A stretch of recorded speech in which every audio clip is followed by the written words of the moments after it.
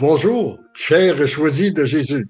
Je dois vous dire que c'est toujours pour moi un nouveau plaisir de pouvoir passer du temps avec vous et de faire des réflexions, tenter de faire des réflexions profondes, prendre conscience de l'agir de Dieu et aussi de réfléchir avec vous de quelle façon on peut permettre à Jésus d'agir davantage en nous, autour de nous, puis à travers nous. Pour nous aider dans cette réflexion, comme nous sommes tout près, qu'on approche de plus en plus de la fête de Saint-Joseph, ce grand patron où on lui a confié plusieurs responsabilités, patron de la famille, les patrons du Canada, patron des travailleurs, et puis souvent c'est le grand saint qu'on invoque lorsqu'on a des problèmes financiers, etc., etc. Et ça me rappelle aussi, quand on regarde la vie de Saint-Joseph, c'est que ça rejoint un des enseignements qu'on trouve dans les choisis de Jésus. Ce n'est pas ce que tu as fait qui est important, c'est qu'est-ce que tu es. Alors, sans doute, chez Joseph qui a travaillé comme menuisier, on pourrait dire, bah, ce qu'il a fait, c'est ordinaire. Mais c'est ce qu'il est. Et invoquons-le pour qu'à notre tour, qu'il puisse nous aider à nous transformer pour que l'amour qui vient de Dieu puisse passer à travers nous. Et j'aimerais qu'ensemble, qu'on puisse réciter une petite prière pour la neuvaine, qu'on puisse la faire ensemble parce que nous sommes dans la deuxième journée de la neuvaine, là, qui nous prépare à la fête de Saint-Joseph. Alors, je ne sais pas si Nancy peut mettre la prière, oui. Alors, nous la faisons ensemble. Ô glorieux Saint-Joseph, chef de la Sainte Famille de Nazareth, si zélé à pourvoir à ses besoins, étend sur nos familles, nos proches et nos communautés ta tendre sollicitude. Prends sous ta conduite toutes les affaires spirituelles et temporelles qui les concernent et fais que leur issue soit pour la gloire de Dieu et le salut des âmes. Amen. Merci, Saint Joseph, de nous accompagner. Nous avançons tranquillement dans le carême. Et vous vous rappelez des jeunes qu'on a réfléchi et que je voudrais réfléchir, continuer à réfléchir avec vous sur les différents sortes de jeûnes, formes de jeûnes qu'on peut faire pour permettre à son amour de circuler plus librement en nous, en lui demandant de jeûner à ce qui peut nous accaparer, ce qui peut nous empêcher l'amour de circuler librement en nous. Et je vais vous faire un petit rapport, un petit enseignement pour moi-même que je bénéficie. Mais d'abord, je vous avais parlé de l'importance de jeûner à notre volonté. Et ça reste, on a reçu des beaux témoignages à cet effet-là. Et moi, je vous avais dit que je jeûnais, j'avais un jeûne que je faisais d'aller voir les placements. Nous savons que dans les volumes, pour le bonheur des biens, mais choisis Jésus, Jésus a dit que les biens matériels n'ont aucune valeur. Que ça, sur quoi je suis tout à fait d'accord. C'est une fausse sécurité. La vraie sécurité, c'est celle qu'on a lorsqu'on est branché sur Dieu. Mais les humains étant ce qu'ils sont, c'est que c'est facile, tranquillement, de s'attacher. Et je constatais que, comme j'ai des placements et que actuellement la bourse varie beaucoup, les placements prennent de la valeur, j'avais commencé, je regardais ça, au début, je regardais ça une fois de temps en temps. Après, je regardais au moins toutes les semaines. Et puis, juste avant le carême, j'étais rendu souvent à regarder ça, pas loin, pratiquement tous les jours. Et je me suis aperçu qu'en regardant ces placements-là, c'est que ils prenaient de plus en plus d'importance dans mon esprit. Alors, pour le carême, j'ai décidé de jeûner. Et j'ai effectivement réalisé mon jeûne jusqu'à ce jour, c'est que je n'ai pas été voir, j'ai aucune idée de ce qui s'est passé depuis le début du carême. Mais ce que je constate, ce qui est important, ce que je constate, que ça produit en moi, ce jeûne-là, c'est que avant, il m'arrivait, à différentes occasions, de penser à ces placements-là. Là, je n'y pense plus. Je ne sais même plus, je me rappelle même plus du montant qu'il y avait avant la période de carême. Alors, je sens que l'effet de jeûner ça nous détache. Le Seigneur coupe nos attaches et ça nous rend plus libres, ça nous permet d'entrer dans la véritable liberté des enfants de Dieu pour être plus prêts à accueillir Jésus. Aujourd'hui, j'aimerais vous parler, vous proposer un autre jeûne que j'ai réfléchissé récemment, jeûner au désir d'être apprécié, au désir d'appréciation. Je pense que ce désir-là d'appréciation a été souvent la cause d'une multitude de conflits dans les couples, dans les familles et même à travers le monde. C'est qu'on pose un geste, on fait parfois un geste généreux, puis là on s'attend à une belle appréciation, puis si on ne le reçoit pas, on devient frustré à l'intérieur, on peut même devenir agressif. Il y a même des gens qui ont dit, bon ben là, j'ai donné, ça n'a pas été reconnu, donc je ne donne plus, etc., etc. Alors voyez-vous, le jeûne d'appréciation est la cause souvent de déception, c'est-à-dire notre désir d'appréciation est la cause de déception et ce qui empêche, encore une fois, l'amour de circuler. Ça court-circuite l'amour.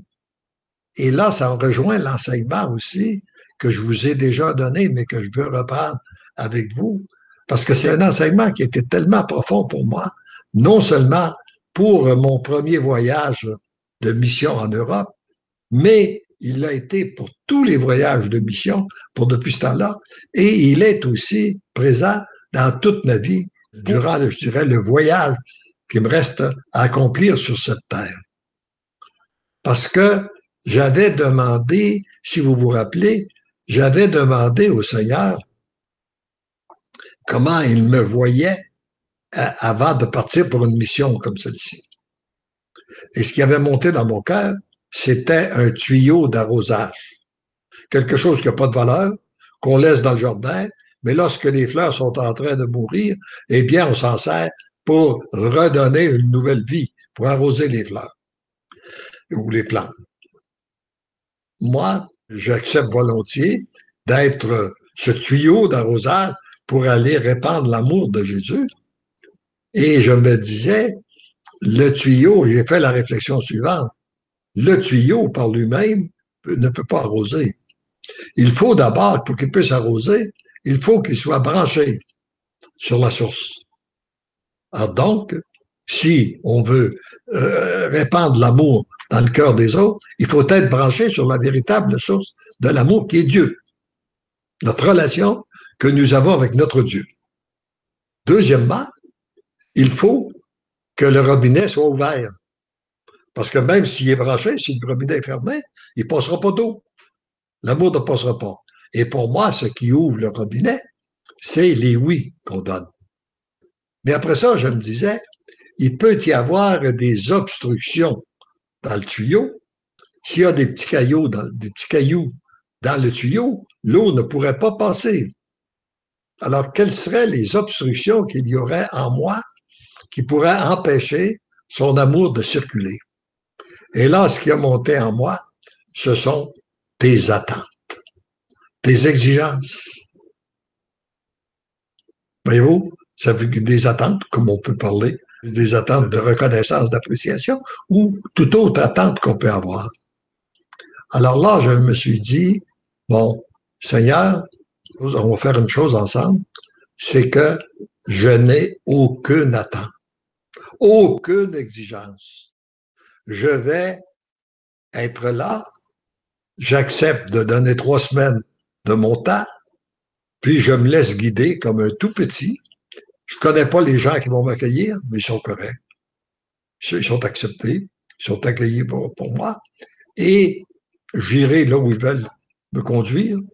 Je mangerai ce qu'ils voudront que je mange, je dormirai là où ils veulent que je dorme, je parlerai quand ils voudront que je parle, puis donne-moi la grâce de me taire quand ils m'auront assez entendu, tout simplement. Et je n'ai aucune attente. Et ça m'a permis de vivre une période extraordinaire. Je dirais même de vacances tellement, de fait de ne pas avoir d'attente, de ne pas avoir d'exigence. Ça se passe comme ça. C'est vous qui avez la responsabilité d'organiser. Moi, même si j'ai organisé beaucoup de choses dans ma vie, je suis pas là comme pour organisateur. Je suis là tout simplement comme témoin pour parler des merveilles de Dieu, puis je parle des merveilles de Dieu. Puis l'organisation, je m'en occupe pas. C'est vous autres. Faites ça comme vous voulez. Et puis, etc., etc. La même chose au niveau de la conduite d'automobile, les trajets qu'on a à faire, je m'en occupe pas. C'est vous autres qui avez cette responsabilité-là. Et puis, d'ailleurs, ça m'a permis aussi de vivre un enseignement qui est très important dans les relations interpersonnelles. Ne pas intervenir dans la responsabilité des autres. Tout simplement, ils ont cette responsabilité-là, eh bien, on l'accueille, on la fait. C'est comme qu'on peut vivre actuellement, par exemple, avec la pandémie. Hein? On peut trouver, il y a des gens qui peuvent trouver un paquet de critiques de la façon que c'est gouverné, les restrictions qu'ils nous mettent, c'est justifié, c'est pas justifié, c'est ci, c'est ça. Moi, c'est pas moi qui ai la responsabilité. Donc, je leur laisse la responsabilité. Et puis moi, je me laisse conduire tout simplement. Comme un petit enfant, c'est pas ma responsabilité. Et puis j'ai remarqué d'ailleurs, dans une entreprise que j'ai fait partie, c'est que dans les entreprises qui vont bien, on a chacun prend sa propre responsabilité, puis on n'intervient pas dans les responsabilités des autres. Parfois, peut-être faire une petite suggestion en passant ou des choses quand on nous demande. Mais j'ai remarqué que dans les entreprises qui allaient mal, c'est que chacun est préoccupé de la responsabilité de l'autre. Chacun accuse l'autre de ne pas faire ce qu'il devrait faire. Puis finalement, la personne elle-même ne fait pas souvent ce qu'elle devrait faire parce qu'elle passe toutes ses énergies à regarder ce que les autres font, de quelle façon ils le font, etc., etc. Alors donc, l'effet de jeûner, pas avoir d'attente, et je vous ai raconté l'expérience, la première expérience tout de suite avec mon conducteur qui n'avait pas la foi, et puis qui dit qu'il n'a pas la foi, mais qui a vécu une belle conversion, parce que n'ayant pas d'attente, ça m'a permis de l'accepter, puis de recevoir un flot d'amour pour lui devant cette générosité, alors qu'il n'avait pas la foi. Et ce fut comme ça, tout au cours des voyages, tant au niveau de comportement des personnes, leur agissement, leur façon de voir les choses. Moi, j'ai regardé leur générosité de m'accueillir, leur générosité de me voyager. J'ai rendu grâce à Dieu et j'ai resté branché sur ce qu'il faisait pour moi en rendant grâce à Dieu et j'ai laissé la balance. J'ai trouvé ça tellement beau, tellement délicieux que c'est ce que j'ai demandé au Seigneur en revenant de mon premier voyage, que la balance de ma vie, je n'ai plus d'attente, pas d'exigence. Or, puis je me disais après, en réfléchissant comme il faut, si on n'a pas d'attente, si on n'a pas d'exigence, eh bien, on n'aura pas de déception. Une grande partie de notre vie qui nous rend malheureux, c'est les déceptions que nous avons. Et les déceptions sont souvent occasionnées par nos attentes, nos exigences. Donc, on n'en a pas. Ça nous permet de vivre pleinement le moment présent et puis bénéficier pleinement du moment présent, d'accueillir ce qui se passe en nous, autour de nous, et le voir comme étant une source de grâce qui va, parfois même des difficultés, qui vont nous conduire plus loin. Là, j'aimerais j'ai été beaucoup interpellé ce matin en relisant le message, la pensée de ce jour, qui est le message 29. Il est bon, il est recommandé aussi, lorsque vous êtes interpellé par la pensée du jour, d'aller dans le livre et pour reprendre le texte au complet. Oh, puis je voudrais pas oublier de vous dire un mot aussi, parce qu'hier au soir, j'ai été réellement ravi, j'ai été émerveillé de participer pour quelques minutes, un petit bout de temps, à une rencontre virtuelle où il y a un groupe qui font de retraite. La retraite que j'avais donnée à l'Oreb Saint-Jacques, il était rendu, je pense, à la 8e conférence, là. Et puis, on m'a invité pour rejoindre les groupes et je m'a permis de les voir virtuellement. J'ai découvert 5 belles personnes. Une qui venait de l'Italie, 3, je pense, de la France, puis une du Québec. Et j'ai été émerveillé de voir cette soif de Dieu, ce désir qu'ils avaient ensemble et la communion qui se faisait à des gens avec une distance que nous avons la distance physique qui est grande, mais on se sentait très près l'un de l'autre parce qu'on était unis dans le cœur de Jésus et de Marie. Ça, cette différence-là aussi, là, en même temps qu'il y a une distanciation, il y a, avec le Seigneur, il y a quelque chose qui fait qu'on se sent unis les uns les autres. Je sentais tellement l'amour circuler entre eux. Ça m'a réellement émerveillé et je rends grâce à Dieu. Je me suis rendu compte de ça aussi dans mes voyages, que je pense, par exemple, que ce soit en Allemagne, en Italie, en Autriche, en Lettonie, là où on parle une autre langue. J'arrive avec un groupe, puis on a la barrière de la langue, on peut même pas se parler, mais on se regarde, puis on s'aime. Ça, c'est l'amour de Dieu qui réussit à passer au-delà du langage, au travers, malgré les obstacles. C'est l'amour qui réussit de passer.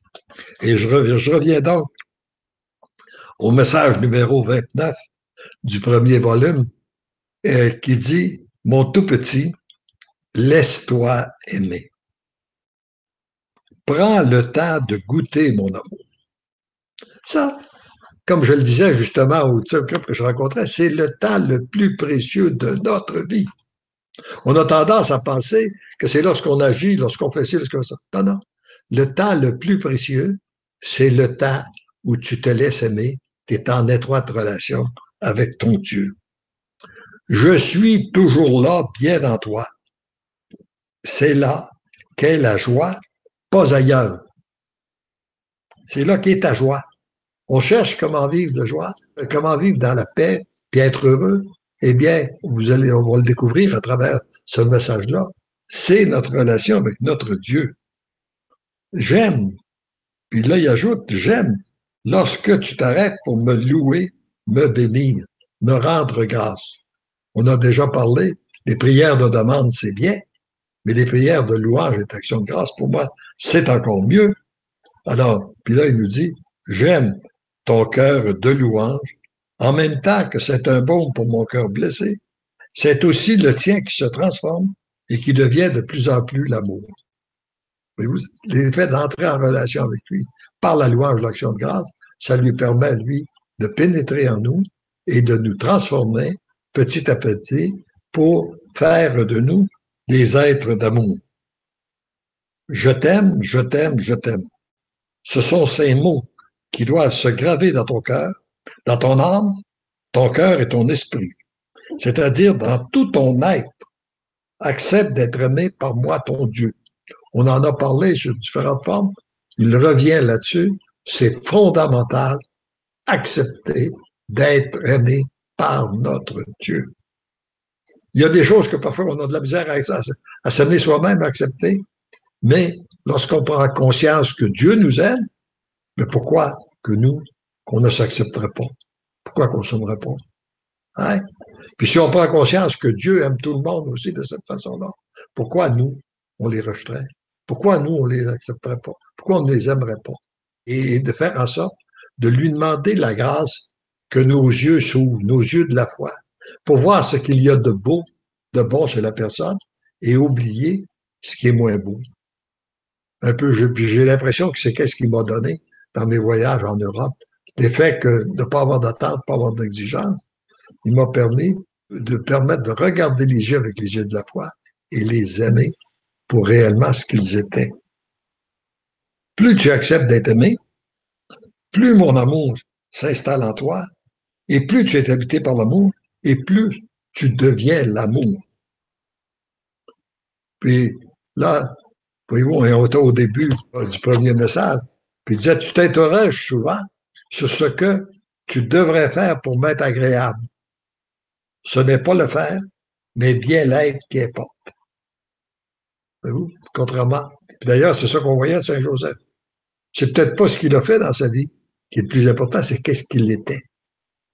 Et c'est qu'est-ce qu'il continue. Parce que qu'est-ce qu'ils étaient, le Seigneur continue à s'en servir encore régulièrement pour rejoindre une multitude de cœurs à travers le monde. Ce dont j'ai besoin, ce sont des gens qui deviennent amour. Comme il a utilisé d'une façon extraordinaire Marie et Joseph, qui étaient devenus des êtres d'amour, Eh bien, c'est qu'est-ce qu'il veut que nous devenions à notre tour pour répandre, pour le grand besoin des temps que nous vivons. En devenant l'amour, tu deviens un vrai témoin, un pilier pour mon Église nouvelle. Oh, comme c'est important. Moi, j'ai souvent vu les piliers comme étant les premiers apôtres, nos évêques, les cardinaux, bon, le pape, mais il nous donne plus que ça. Si tu deviens l'amour, tu deviens un pilier pour cette Église-là, cette Église nouvelle. Puis on peut se demander, l'autre fois j'entendais, voyais quelqu'un qui disait ou qui écrivait au sujet en parlant de tribulation puis de jubilation. Puis comment arriver à être dans la jubilation? Il vous donne la clé, là. Écoutez bien ça.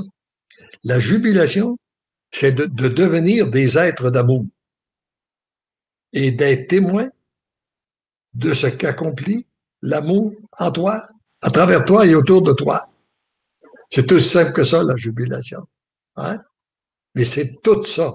Et je le redis, je le répète parce que vu que c'est fondamental, la jubilation, c'est de devenir des êtres d'amour et d'être témoins de ce qu'accomplit l'amour, c'est-à-dire ce qu'accomplit Dieu en toi, à travers toi et autour de toi. Ça nous comble continuellement de voir son agir régulièrement.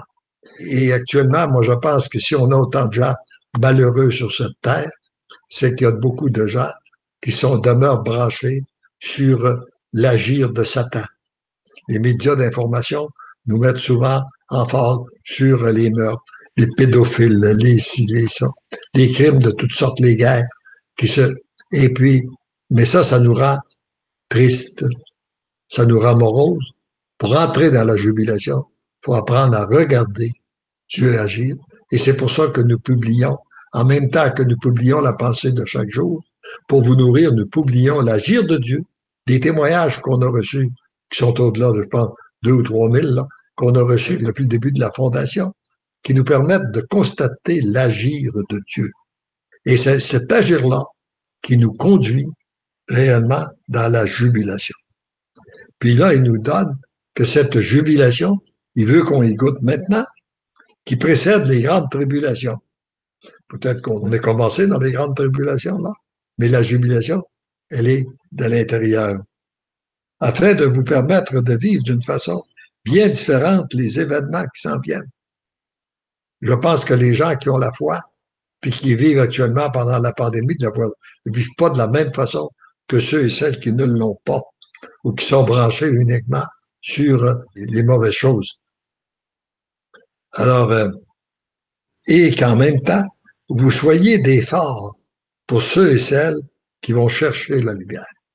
Il y a des gens qui sont fatigués de vivre dans ce monde de ténèbres, de ce monde où on répand les mauvaises choses. Ils ont une soif. Ils ont besoin de rencontrer des gens qui sont devenus des petites lumières pour guider les autres. C'est qu'est-ce qu'il veut faire de nous en faisant de nous des êtres d'amour. Puis il ne s'agit pas de ton œuvre, mais bien de la mienne. Voyez-vous, c'est son œuvre à lui, ne jamais l'oublier. Ayant toujours besoin, cependant, de ton consentement. Lui, même si c'est son œuvre, il n'agit pas si on ne lui a pas donné notre oui. Ton consentement pour descendre davantage dans les profondeurs de ton être afin de te convertir ou te ramener à ta version originelle, celle d'un être totalement d'amour. C'est ça. C'est tout ça. C'est très simple, mais c'est ça qu'on a à devenir. Le temps presse. Là, il ajoute, le temps presse. Je t'ai choisi. Puis ça c'est pas juste moi, là. C'est à vous qu'il le dit, comme il le dit à travers les livres, là. Ce que je fais en toi, je vais le faire en toute personne qui liront ces livres-là, ou toute personne vous qui écoutez, là. Le temps presse. Je t'ai choisi et j'ai besoin que tu deviennes amour. Pour cette multitude que je te confie, dans l'invisible et aussi dans le visible. Parce que c'est par la prière qu'il va rejoindre une multitude de personnes, surtout que lorsqu'on donne à nos prières une prière universelle et qu'on passe par les mains de Maman Marie en communion avec les saints et saintes du paradis et des saints anges. Et puis, ici, il ajoute, demeure amour, regarde l'amour, contemple l'amour, prie l'amour, loue l'amour, remercie l'amour, sois toujours et partout amour. Pas juste une fois de temps en temps, pas juste auprès de ceux qui sont amour, mais sois amour partout où tu passes. Entrons ensemble dans la grande jubilation, car je suis l'amour, tu es l'amour, et nous sommes l'amour. Voilà ma mission, ta mission, notre mission. Pour la gloire de notre Père, nous devenons un dans l'amour. Or, nous n'aurons jamais fini de contempler et de rendre grâce à Dieu. Rendons grâce à Dieu pour cette faveur extraordinaire qui nous fait de nous avoir choisis. Rendons-lui grâce pour cette faveur aussi qu'il nous fait d'être témoins de son agir en nous, autour de nous et à travers nous.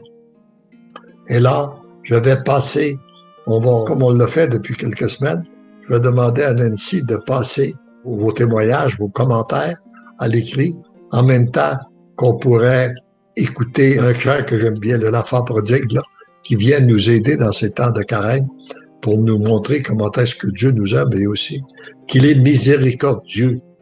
On n'a pas à avoir peur, on n'a pas à rester bloqué parce qu'on a péché. Oui, on a tous péché.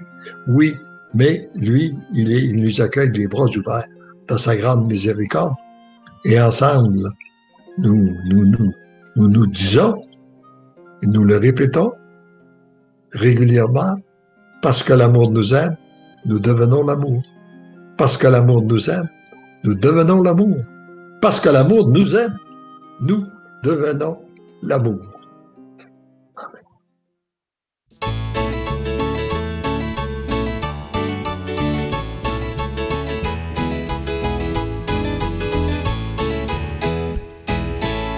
Mon fils était perdu, le voilà revenu, que l'on fête aujourd'hui son retour à la vie.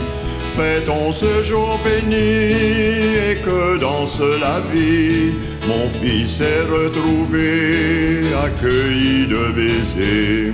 Depuis combien d'années, à chaque matinée, mon cœur aimant de père se languissait de toi. J'espérais tous les jours te prendre dans mes bras et verser sur ton front le baume du pardon.